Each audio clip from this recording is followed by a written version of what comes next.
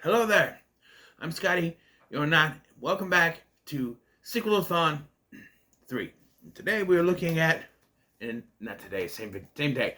And now, this time we're looking at Evan Almighty, sequel to Bruce Almighty. Now, I always held Bruce Almighty high up there. It's my third favorite Jim Carrey movie behind, I think, and actually it's my second favorite Jim Carrey movie. Behind Liar Liar, then there's this. And I'm sorry, I like the number 23. Okay? I think it's unrated. Underrated, excuse me. Unrated. Well, it is unrated. It's not on the case, but it's underrated. Right here. Unrated. No, but I think it's an underrated Jim Carrey flick. So, yes, I remember when Evan Almighty was come out. The trailer popped on the YouTubes back in the day. Early days of YouTube, this was. Where this came out in 2007. Beginnings of YouTubes. I remember the trailer came out. And the trailer got me. Maybe it was even Yahoo trailers. But it got me because it was like a whole bunch, like the end of something bad is coming. Only one man can save us. And it cut to the thing from Bruce Almighty. Like, that,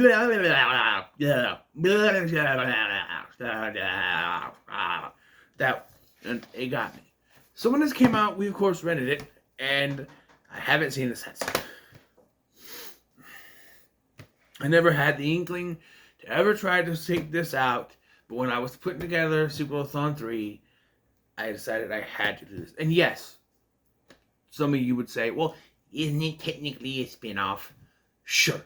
But the fact that there are three returning cast members, three returning characters from the first film, and it's the same director, I'm going to call it a sequel.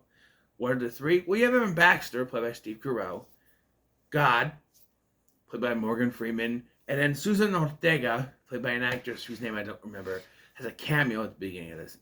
Everything else is new characters. And so we find out by a very quick sequence in which, Evan is sitting there at last night at the news desk and they say that he's been elected to Congress. And then they show a video package as if this was WWE about how he became the congressman. Because who wants to go through him becoming a congressman? No, he's already got to be his congressman for this to work.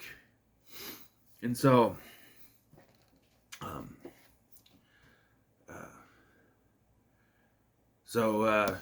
yes, he ran on the slogan of change the world. And so one night, his son wants to pray. He now has a wife and 3 kids, despite the fact that I was pretty sure in the first film he was a single man trying to get with Susan Ortega. But yet, he has wife and 3 kids. They've been together, 15 years, I think they say? 20 years. They've been together 20 years, he said. And the oldest son was, my age. So 2007, yeah, he's 36 now. So 2007, he was 20 at this point. Because I was 20. So it was Johnny Simmons, in case you don't know. He was in movies like Boogeyman 2 and Scott Pilgrim vs. the World. He's been in stuff, right? Jennifer's Body, which came out the same year, I think. No, 2 years later. So he's playing a high school student at 22 years old. Yes, because we're the same age, you see. Yes, and why does he have a wife and 3 kids? Because Noah had a wife and 3 kids. And if you didn't know that from the Bible, like I didn't know, they explain it later when Evan goes through the Bible. It explains that wife and 3 kids. 3 sons. Wife and 3 sons. Which is why it has to be 3 sons. I'm sitting here at the beginning, I'm like, he has no daughters? And then when they explain it, I'm like, oh, that's why. Noah had 3 sons and a wife, so yes. So, where this plot loses me is that with Bruce, With Bruce, he got God's powers and was able to do whatever.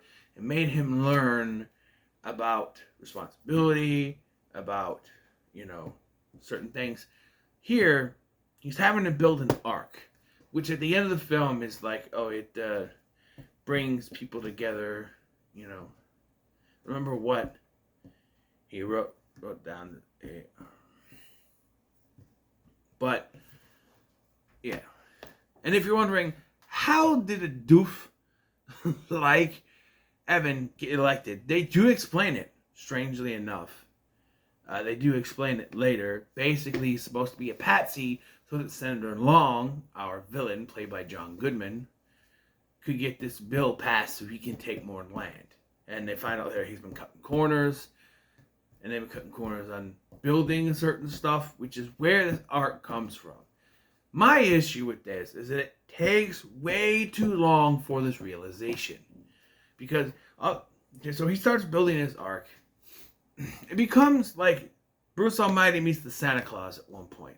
They even do the shaving bit where he starts growing a beard because Noah. And so he shaves and it comes back. But unlike Santa Claus where he shaves it all off and then it eventually grows back, he shaves off one side, it cuts to him washing off his razor and it looks back up, it's back already. That's a little too quick, you know what I mean? I'm just saying.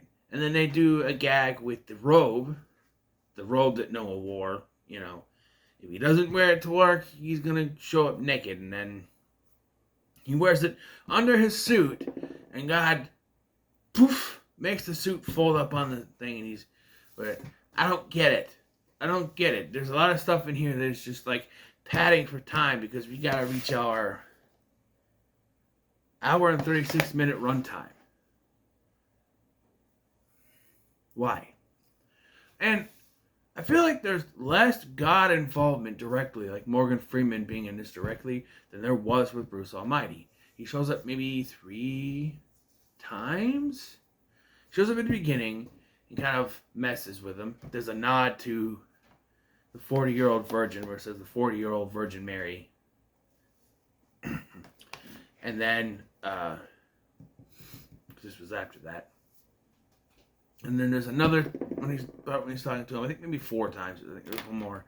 The picture I have him has with his beard when he's building the ark, so there's that. But, of course, his family doesn't believe him. He says there's supposed to be a flood.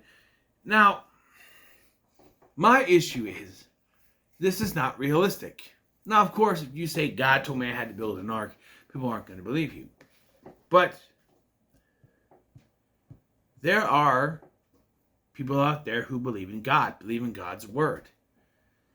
He's in the middle of fucking Congress, and he says, God told me to build an ark, and every single person there laughs at him for this. Bullshit. And I'm not saying that someone who believes in God, much as myself, I don't feel the need to worship him, but I know he's there. I know he's watching over me. I don't need to bring that into this. But those who believe in God and worship him are going to do one of 2 things, and neither of them are laughing at him. 1, they're going to call him out being blasphemous, or 2, they're going to believe him and go to his side. Neither of that happens because we have to have him get laughed at. Because, hey, funny man, and it's not realistic to me. I know you sit there going, movie, I know. But when you are putting this in the political climate of he is a politician and he is doing this, and it's set in a where it could be a real world possibility, especially by the flood being caused by a faulty dam. You have to have some realism. And the fact that not one person either went either way, like I said, and all just laughed at him, it means that they're supposed to do that. It was written to do that, and whoever wrote this movie,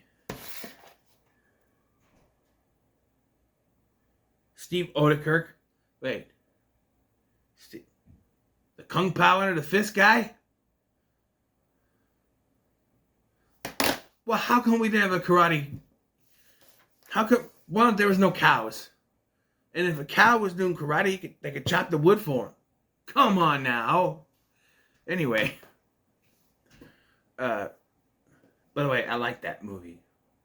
I should actually write that down so I don't forget. Hold on a minute. Kung Pao enter the fist. I'm trying to get more comedies. I know I've already reviewed it, but I'm trying to get more comedies. So, anyway, I just feel like that's not realistic. You know what I mean? And then, when it comes to lead up to the arc on whether or not it's telling the truth, whether or not it's really going to happen, it takes too long. So it ends up, there's this deadline by Senator Long. He says, Congressman Long, excuse me, says by September 22nd, they have to get rid of it, which is that's when the flood's going to happen. So he's there and he's like, come on, it's going to happen. No one believes him. Everyone's standing there. No one's listening to him. He thinks it's going to start raining, but it's really a demolition thing. So that's one tease. That's all you needed. No, it starts raining, right? There's a thunder rolling, even though it's not really a thunderstorm. It's just rain. And, okay, so this is happening. And then, nothing. Now, before this, though, John Michael Higgins' character, Jonah Hill's character. Jonah Hill is another one of those comedians that I just don't get. Like Will Ferrell going too loud, too far with it. Jonah Hill's always gone into more awkward humor and saying things that make a situation awkward, and that's not humor. That kind of humor is not funny to me. But anyway, Jonah Hill and Wanda Sykes and John Michael Higgins, they're there, and they basically tell him what Congressman Long is trying to do and cutting corners. And so, if you really think about it, you're like, okay, something went faulty, and there's going to be a flood because, like, if you can really sit there and think, okay, something's going to happen. It's not raining yet. And especially once it rains and then nothing happens, it stops raining, you gotta think, okay, it's gotta be something else. You gotta go back to that. You're sitting there thinking, if an audience can come to that conclusion before the movie can show you the characters coming to that conclusion, then your audience is smarter than your movie characters, and you need to kind of, And of course, he figures it out just as the dam breaks, because movie plot points, because that's how it would happen in real life. No, because in real life, God would not give us a warning, because that's not how it works. It would burst and people would be fucked, because that's how it would work. He's watching over us, but, divine intervention is not a thing, Well, maybe, just maybe, he did that for a reason, A flood happens. Then you build new houses. You build things a better community. Who knows? Hurricanes coming and everything. Heard about the hurricanes in California, right? Although I thought the hurricanes were the Florida, not California, but I guess it works. Anyway. Yes, so it takes too long to get to that. But then once it happens, everybody is able to run in there without one person getting left behind, and they're able to close the door just in time for the waters to go through. And this is explained, but it lands right on the Congress building, right? So, and are they in Washington? They keep saying New York Noah. Is it because he's from New York?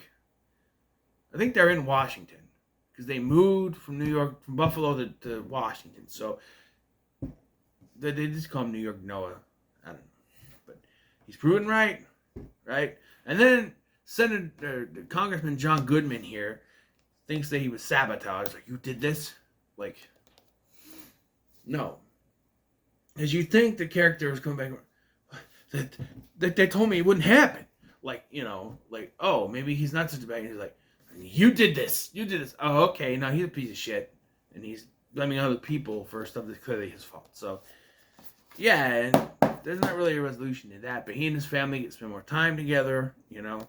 And okay, my biggest problem is his wife. It's too stereotypical for main character starts doing stuff and wife decides, I'm out. And that is what happens. Like, he gets deep into this Noah phase where he's trying to explain he can't do anything about it. And that God told him. The fact that they all believe in God because they prayed earlier. Yet, no belief. And so they leave and then eventually come back.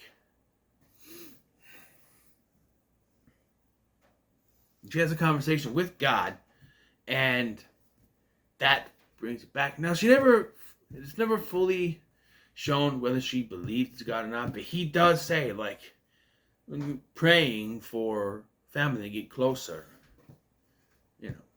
But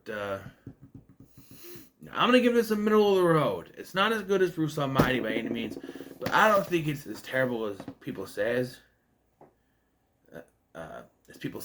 Excuse me. It has its moments, right? It has its moments, but it's fine for what it is. So when it comes to Evan Almighty, I already said it, middle of the road. So what are your thoughts on Evan Almighty? In the comments below, make sure to like, share, and subscribe. Thank you for watching. I'm Scotty, and I'll see you in the next one. No, it's over here.